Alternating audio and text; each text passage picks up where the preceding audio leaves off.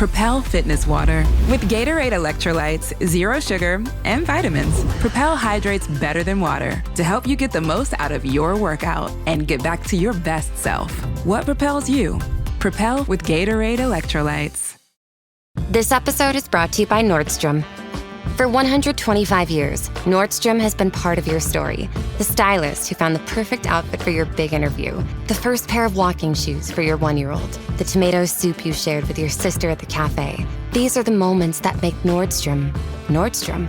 Big or small, we're here for all of it. Celebrating 125 years with new moments still ahead. Discover it all in Nordstrom stores and at Nordstrom.com.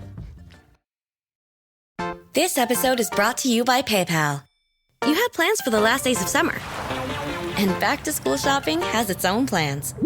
School supplies, dorm essentials, your list doesn't stop. Neither does the spending. But when you pay in full with PayPal, you can pay over time. No interest, no fees. Check out with PayPal and get back to summer. Subject to approval. Learn more at paypal.com/payinfor. PayPal Inc. NMLS 910457. Coach Unplugged is brought to you by great people over at teachhoops.com for coaches who want to get better. From the Fifth Quarter Studios in Madison, Wisconsin, you're listening to Coach Unplugged. Here is your host, Steve Collins. Hey everybody, happy Wednesday, episode 524 of Coach Unplugged. Hope everyone had a safe and productive New Year's Eve. We're going to do part 2 of our interview today with Aseem. But before we get into that, I want to give a big shout out to our 2 sponsors, the ones that allow us to keep the lights on and keep bringing these to you day after day after day. It is a lot of hard work to bring 5 a week for 365 days. It is a lot of work. And teachhoops.com for coaches who want to get better allows us to do that. If you go over, it'd be a way of giving back to not only the podcast, but to make yourself a better basketball coach. Also, Dr. Dish, the number 1 shooting machine on the market, in my opinion. Just go over and check those people, great people out over there at Dr. Dish. Mention Coach Unplugged, and they'll give you $300 off your next purchase. All right, let's head off to part 2 of the interview. Right, and I think they have so many more choices than we had 20 years ago. I mean, 20 years ago, I was entering middle school, right? So there weren't a lot of choice. I mean, we didn't have middle school sports, so you played for the rec league, and then the natural thing was to try out for whatever team you wanted, and if you got cut, you got cut. Right. Now there's this proliferation of youth sports as a business. I mean, kids are foregoing playing high school sports altogether to go play something else club. Right. Or they're going playing e-league. They're playing on online leagues and stuff. Yep, absolutely. What's one thing you've learned in the last week? One thing I've learned in the last week. Does it have to be basketball related? No, absolutely not. I give life lessons every day in my class. I've learned that waking up early is not that bad. That sounds silly, but my previous school started at 8:10. My new school starts at 7:30. Okay. And so I'm leaving my house by 6:30 every morning just to get there on time. And I was dreading it for the longest time. And when you build up that anticipation of something being terrible. Yeah. I've learned that I actually thrive on it now. And so now my, everything else seems to fall into place because I'm done with work so early. So I embrace swallowing that frog, if you will, of waking up early. And I'm just, that's something I've actually learned to do because I was never a morning person. Yeah. I tell people you have to do one of 2 things if you want productive time. Now, I used to be, when my kids were little, I tended to be the morning one and get a lot done in the morning. Now my kids are older. Now I tend to be the night owl. But it's almost like you need that stretch where other people aren't moving around kind of thing. Right. I do at least. There's that level of peace that comes with it in the morning. And I found myself, throughout that process, starting to reflect more on my own, as a coach, as a fiance, as a man, what am I doing? I have a 45-minute drive to work and there's nobody on the road. Right. So that in and of itself is a learning experience. And again, it sounds a little bit silly, but I would really encourage coaches to find that quiet time because we have a lot of noise in our life. We have a lot of noise. And I'm going to tell you something I started doing with my volleyball team. So I coach boys volleyball. I started it about a week ago. and the boys have asked me to keep doing it. It's crazy. So we came in and we were a little sluggish to start practice. So I literally stopped, and there's only 12 of us and me in a big gym. And and it was dead silent. I said, all right, everyone stop where you are, close your eyes. We're going to take a minute, and I want you to leave school and your girlfriend and everything behind. And they sat there for a minute, dead silent. I don't know if any of them had ever done that before, like in their entire life. Yeah, probably not. Ever. And they said, that was so good, coach. It's like, I mean, it was like, so they asked to do it again today. We had pictures today, and they said, can we do it again? I go, and the girls were getting pictures taken at the same time. I said, it's going to be noisy. They go, that's okay. It was unbelievable. It's almost like a self-meditation. They just don't know. They don't know that there's that, like the walk in the woods or the quiet that you can have by yourself. Yeah, absolutely. I mean, and coming from the DC area, like that's where we just moved up to Massachusetts from. I mean, you can see the stars here in our neighborhood, which is impossible right outside DC.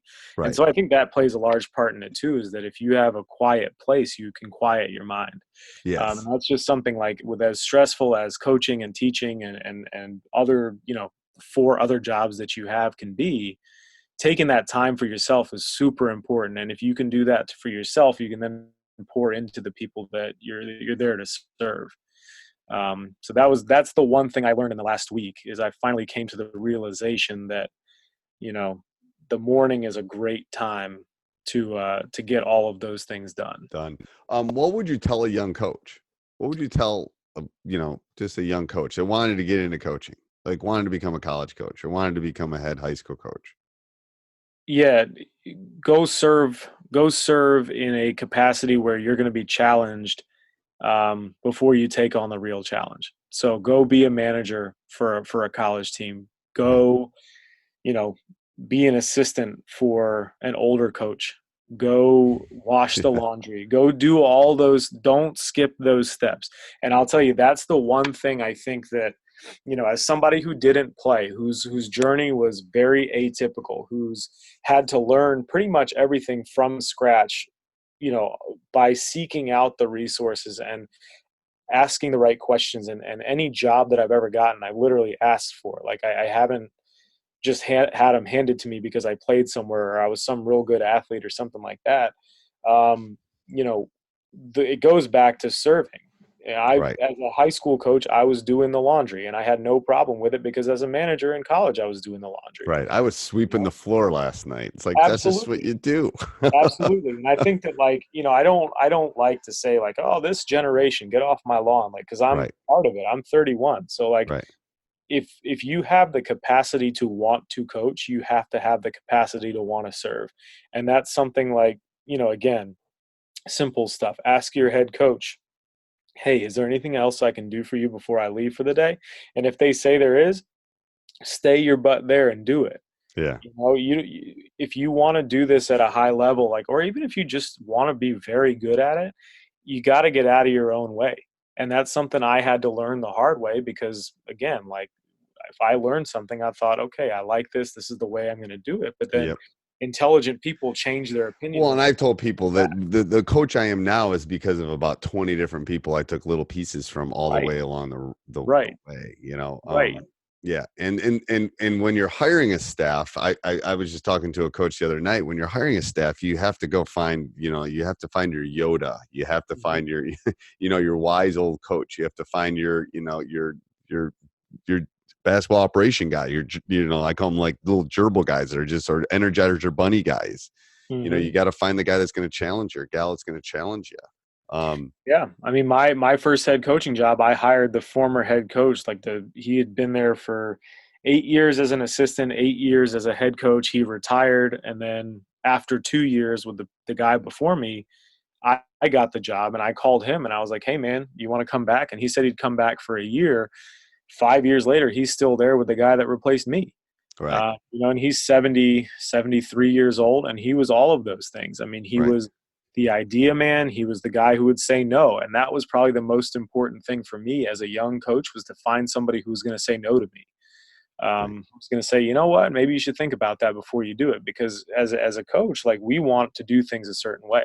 Right. Somebody who's been there and done that, like they can counsel you. And then if Right. you still decide to go for it, again, the accountability always ends up with you. Right. But having somebody to guide your decision making and sort of pour into you, that's what coaching is. And so having somebody to coach you as a coach is just as important as what you can pour into your athletes. Right. It's that experience that you just don't have. It's not your fault. So you just don't have Right. it.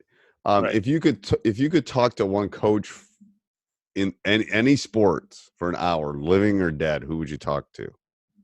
Man, the list is endless. I actually, I'm a Redskins fan, and I would just love to sit down with Joe Gibbs. Okay. Joe Gibbs is one of those guys. I think he gets a little bit forgotten in NFL lore when you've got all these other great coaches, but the guy did some amazing things over his career with the Redskins to win 3 Super Bowls. But not only that, I mean, develop, a team atmosphere in a sport that's very much individualized, and just something that is like unheard of these days in terms of developing a culture within a professional sport where the players are I don't know. He developed a loyalty to a brand. And I think he did. the way that his players speak about him is the way I think as coaches we would hope all of our players would end up speaking about us, but rarely does that happen. Right. So just to understand where that came from and how he became the leader of men that he was, because honestly, I think he could probably coach any sport. He may not have the technical knowledge to do whatever it is, but he can surround himself with people that Right. do. In terms of creating a culture, getting the buy-in from all those individuals who could have gone and played somewhere else if they wanted to, they decided to re-up and stay Right. because they were committed to something bigger than themselves. I think the lessons to be learned from Joe Gibbs would be, I don't think there's enough notebooks in the world. I would agree. And I'm old enough to know that and remember him. Do you have a favorite drill or something you'd like to share? Something you do at practice? Yeah, actually, when I sent them to you, I put Okay. 5 of them on there because I couldn't choose my favorite one. It's like picking your favorite kid. Yes. Yeah, right. So what I would say is I'll share 2 if that's okay. Okay. Yep. So the first one is one that I kind of made up. I don't really know where I got it, but I call it 100-point games. And I think it's so useful for communicating what's important in your program. And so the way it is, I have a little scoring system that I created for what's important for me. So I'll give you an example. Every completed pass is 1 point. Okay. Right? Every completed exchange of the ball is 1 point. So it'd be handoff, pass, whatever. If the ball switches sides of the floor, whether it's a skip pass or a reversal, it's 5 points. If the ball touches the paint, it's 5 points. And then we have a shot selection scale that I got from PGC that I used religiously. And so if a kid took a shot, we would give them the value of the shot selection, whether it went in or not. Okay. And so a really, really good possession might yield you 30 points. Okay. And so you play to 100. So the game goes either really fast or really slow, depending Right. on whether kids are doing what we're asking them to do. So on the defensive side, then, if we're emphasizing things like deflections or steals or finishing with a defensive rebound, we'll give you some points so you can score on defense as well. So the games generally go pretty quick, but it's a good litmus test to see where we are in terms of living our philosophy and whether we've communicated it properly. So then when you're watching film, you can grade your possessions according to 100-point games. So if I'm watching film and let's say I'm in crossover and I'm looking, or in synergy, and I'm looking at all of our made shots or all of our shot attempts, I can go in and grade our possessions based on our 100-point your criteria. Right. Yeah. And so if we're getting a bunch of 30-point possessions in a row, we're probably going to win the game. Right. But if we've got like a 5-point possession, we're not touching the paint, we're not switching sides of the floor, we're not taking a good shot, you now have a numerical, it's not abstract for kids anymore. It is very concrete in this is what we're trying to achieve. Here's how we're going to do it. Go figure it out. Right. So that's one that I love to start practicing. And I think a coach, the takeaway from that for any coach is what you emphasize is what they're going to do. Absolutely. And, I do that. We do things like cut through and stuff, and offensive rebounding, no turnover. There's things that I emphasize, and those are worth more points, to be honest with you. Absolutely. It's and like, that's the crux of the game's approach, right? I mean, it's not like throwing the balls out and just saying, hey, go play. no, That's the constraint. Right. It's just like on a test. Like if one question is worth more points than the other, it's probably a more important question. Right. If an AP class is weighted at 1.0 grade boost, then more kids are going to take it because they think it's more important. Hey, everybody. I hope you're enjoying the podcast. A couple things you could do to help us out over at Coach Unplugged. First is you could go over and subscribe and like. We would really appreciate that. That really does help us a lot.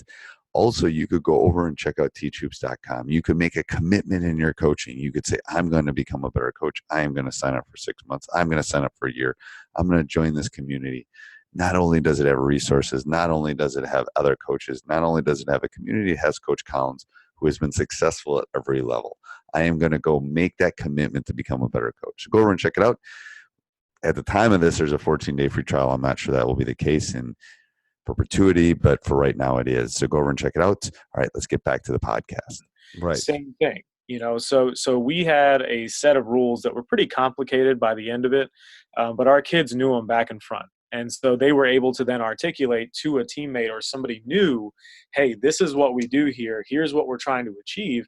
And that's how you continue to build your culture even after you've left.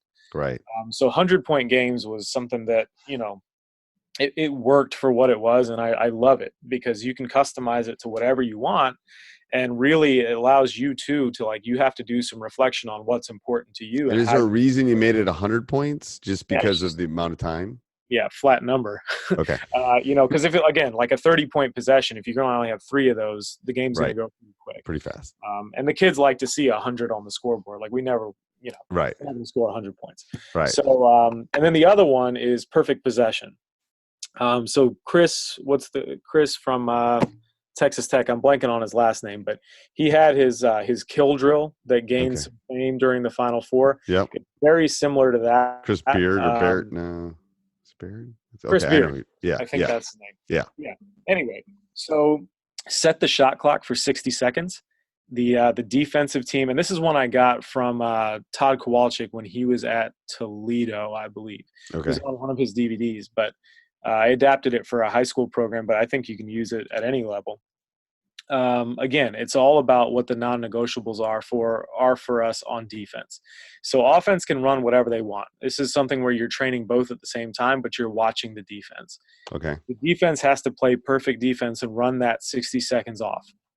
The way that the clock gets reset is if the offense gets an offensive rebound, if they score, or if the defense fouls.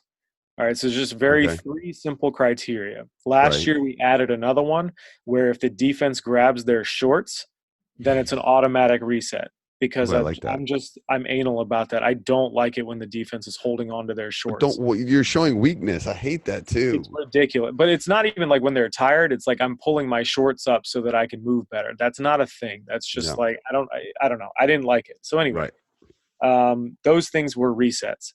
The defense can automatically win the drill by taking a charge at any point. Yep. So every one of our drills is over if you take a charge. Absolutely. Yeah. Yep. Over. Absolutely. Yeah. So what'll end up happening is the offense will play. They have 60 seconds to do whatever they want to do. They're incentivized to shoot quickly to get as many resets as possible. So let's say offense doesn't score, defense gets a rebound. We stop the shot clock. Whatever it's at, they give the ball back to the offense. We start it from wherever it was. Offense takes a shot at some point. They score. Clock gets reset to 60 seconds. If you get reset 2 possessions in a row, it goes to 70. And then you have to run it down from 70, so on and so forth. So, I've had teams get up to 1:20 before because it's like quicksand. Once you start getting reset over and over again, fingers start pointing, et cetera, et cetera. It's a really nice litmus test for your culture too. And that's when we stop and we talk about like, hey, at the end of a game, this is what it's like when the other team's on a run. How are we going to act? Yeah, it's a stop score. Yeah, it's many little games. I was talking about that last weekend too. It's like a stop, score, stop. You got to break it into a little piece. Yep. I love that. I hear kids on our bench, or I heard them on our bench the last few years. they would be saying it to each other. Like, they'd be yelling it to the players on the court, like, hey, this is perfect possession. We got it. Perfect possession. Right. And it's, again, like, are your practices showing up in the language your players speak and in your game film? And if they're not, you got to ask why. Right. And And then so- how can you change it so it does? Right. Yes. Right. Yes. So those would be the two. Those are my Okay. two staples among All right. others. We'll put those in the show notes so people that are listening can definitely find those. Mhm. What's the biggest change you've seen in the game? I mean, obviously, it's the spacing and the shooting. When I was growing up, it was all about post play, and I think probably when you were growing up, it was about post play too. And I think in the women's game, it still is about post play. I think it is too. Because More. of the size differential is not quite as big on the men's side. Like, everybody has a 6'9" at the men's in the men's game. Right. In the women's game, if you have a 6'4" big-bodied kid, you're probably a unicorn at that point because there's not many of them out there. Right. So I think, but again, the shooting, the pace of play, and I really think playing the advantage. I think that's something that, if you ask me what have you learned in the last 2 years, I would say that's probably it. Playing the advantage, understanding, keeping the ball moving. We have a 1 second rule in our program where you got to pass it, shoot it, drive it within 1 second.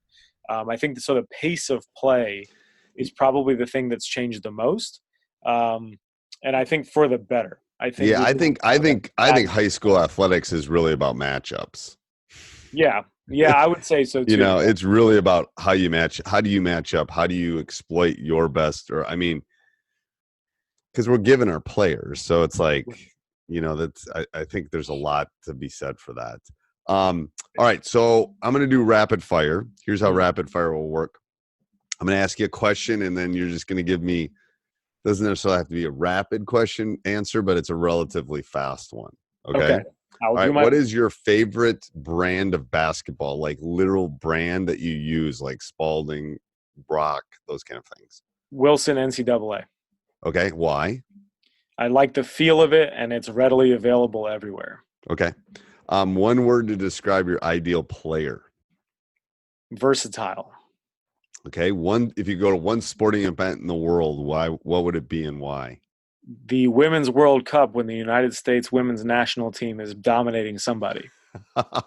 Somewhere in the world, yes. Somewhere in the world. It doesn't matter where. Let's go. We'll get that. We'll take that from anybody. Okay. Favorite pregame meal? Potbelly sandwich works. It's the Mediterranean with chicken, with everything on it. That's my go-to pregame meal with a Dr. Pepper. Okay.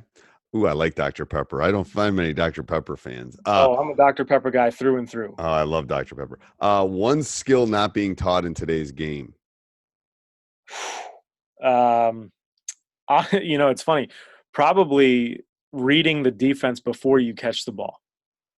I think that in and of itself is a skill where players wait to catch the ball and then do something with it. Yeah. It's like my guys can't read screens at all. Like, fair enough. Yeah. One thing you do to relax. I play with my dog. She's a 6-year-old American Bulldog Pit Bull mix, and she's the love of my life. She was returned twice to the shelter, so I try to love up as much as I can on her. Okay. Yeah, we have 2 dogs, so I can, yeah. One teaching technique you consider important? Feedback. So feedback is not, hey, good shot, or hey, you suck. It is the asking of great questions, and it's trying to pull something else out of the kids by the statements that you make. So making very, very clear, concise efforts to make those statements worthwhile for them to hear. It's teaching 101. Yes. Yep. Best player you've seen in person? Oh, man, the best player I've seen in person. Gosh, I would have to say Tracy McGrady. I saw Tracy McGrady put up 50 on my Wizards for my 16th birthday, I think it was. I was like 12 rows off the court. He went for 52 and amazing. I've never seen somebody play like that. Okay, best player of all time. Man, are you trying to get me in trouble? I'm going to go with this is going to be a controversial answer, but I'm going to go with LeBron James. Okay. I think LeBron James has revolutionized the game the way Michael did when Michael played. I know that the Michael fans are going to eat me alive for that one. Yeah, But Michael's definitely winning that answer. I think there's one that lives in my state right now in Wisconsin that could be. I don't think he Giannis, is. Yeah, yeah, I I mean, do. hey, if he continues to develop his game the way he has, and just he's He's that new breed of player. he is. That's what they're looking for now. They're looking for that long, lanky, multiple. Even LeBron doesn't like. Yeah, they're not even looking for that stocky anymore. Like Right. LeBron. One thing that helped you become a better coach. Listening and learning. I mean, I devour podcasts, I devour video, I devour books. It's listening. It's the thing. And then application of that listening and being able to filter it. Filtering it is hard. Best game you've seen in person. Best game I've seen in person.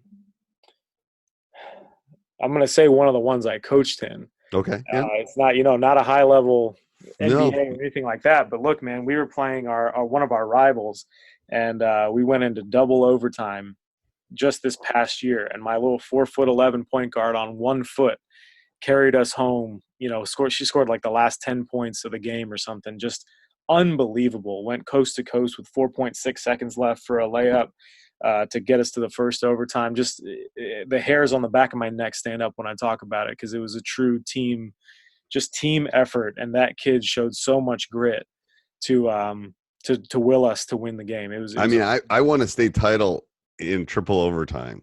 crazy. And it all came down to last second shots in each of the overtimes. Mm-hmm. And a kid did and we got to our second overtime because a kid called a time. He did a Weber and called a timeout when they didn't have one. It was like, it's literally like you can't. And we won that one, and then there's other ones that I lost that we should have won. It's just like, it's crazy. I think that was the same situation in this double overtime game. All the overtimes were caused by like a last second, right? Something. It's just So it's it funny how those games are just Your favorite quote? I think you sent me it. Yeah, I sent it to you. It's actually from. It's funny. It's from a Linkin Park song. That's my generation. But the sun doesn't give the light to the moon, assuming the moon's going to owe it one. I think as coaches, as teachers, as people, we got to stop giving people shine, expecting something in return. I don't expect anything in return. I don't expect people to grovel at my feet because I'm a coach or I'm on a podcast or something. Like we're all humans and we need to support each other. Right. I don't do anything for the expectation of return like that. It's, if you deserve to shine, I'm going to make sure that you shine. Right. And without any expectation that something's going to come back to me. And I think a lot of teachers do that.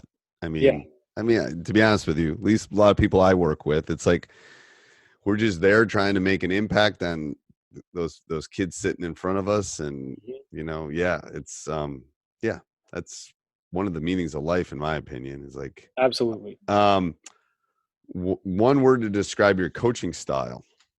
Enthusiastic.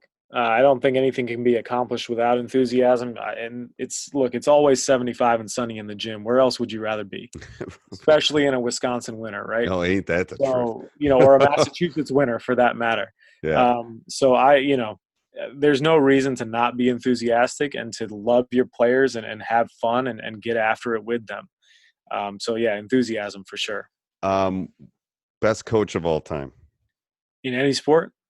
Sure. I got to go with Gino Auriemma. I really do.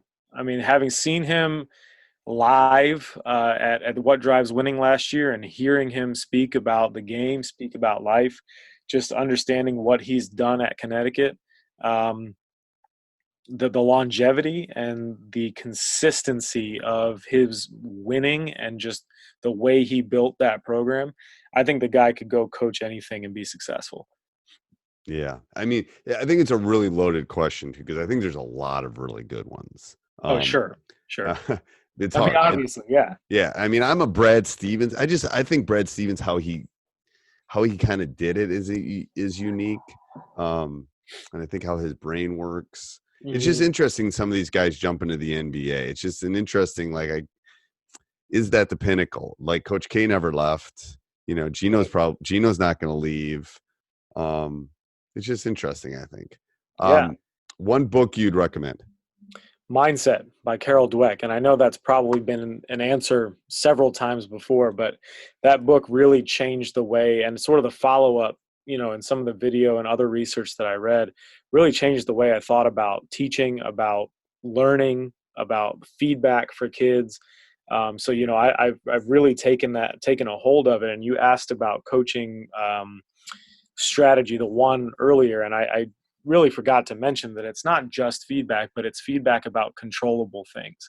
I make a promise to all of my players, whether as an assistant now or as a head coach before, I will not give you feedback about things you can't control. Right.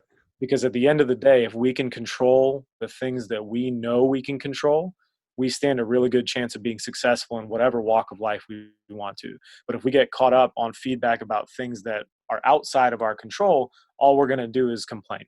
So, I think that feedback about things that you can control, about the effort, about process praise from Carol Dweck's book Mindset has just, that shaped a lot of how I operate as a coach and as a teacher. Yeah, it changed how I parent even. It's interesting. It's a great book.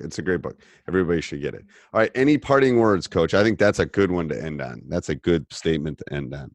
Yeah, absolutely. No, I appreciate you having me on, and I would love to connect with anybody and everybody out there. I don't care where you live. I have an unlimited plan, so email me. We'll get on the phone. Whatever it is, I really, as I go, I've sort of dedicated my adult life almost by accident to the service of others in terms of basketball, in terms of teaching, in terms of teaching teachers how to teach. My whole life is teaching. And so I really like to learn, and I really like to pour into whoever needs it or wants to talk about basketball, life, whatever. I think that more people should do more things like this, where we can share our stories, where we can share our experiences, because we're not so dissimilar. No, and I think, well, there's two things. First of all, you can see if you're looking at this that there's books. I used to be able to read all those books, but then as I got older, I started falling asleep when I start reading. Absolutely. So now Audible is a wonderful thing, people. You can always be learning. I can be mowing the lawn and listening to a book. I don't read as much as I do, but I listen probably more than I read now, just because I can do multiple things. But I think you're right. I think definitely with what the world's going through right now, it can be a smaller world rather than a bigger world. So absolutely. I will definitely put in the show notes. Coach sent me all this stuff. I'll send all his contact stuff in the bottom in the show notes. If you want to get a hold of him, you can follow him on Twitter. You can email him. You can DM him. He'll get back to you. I really appreciate it. It's a Friday night. We're taping this on a Friday night, and it just got dark out in Wisconsin. So I appreciate taking a Friday night to talk hoops with me, Coach. Hey, absolutely. Thank you so much for having me on. And if you want to do it again, I'm game. Okay, awesome. Thank you. All righty. Absolutely. Have a good one. You too. Hey, everybody. I hope you enjoyed that podcast. If you did, please go over and leave that 5-star review on iTunes, Stitcher, Spotify, Acast, wherever you listen to these podcasts. Also, go over and check out teachhoops.com for coaches who want to get better. It is my baby. Learn all my secrets of how I was able to win 80% of my high school games, 3 state titles, multiple conference championships. Let me help you through this great journey we call coaching. All right. Have a great day.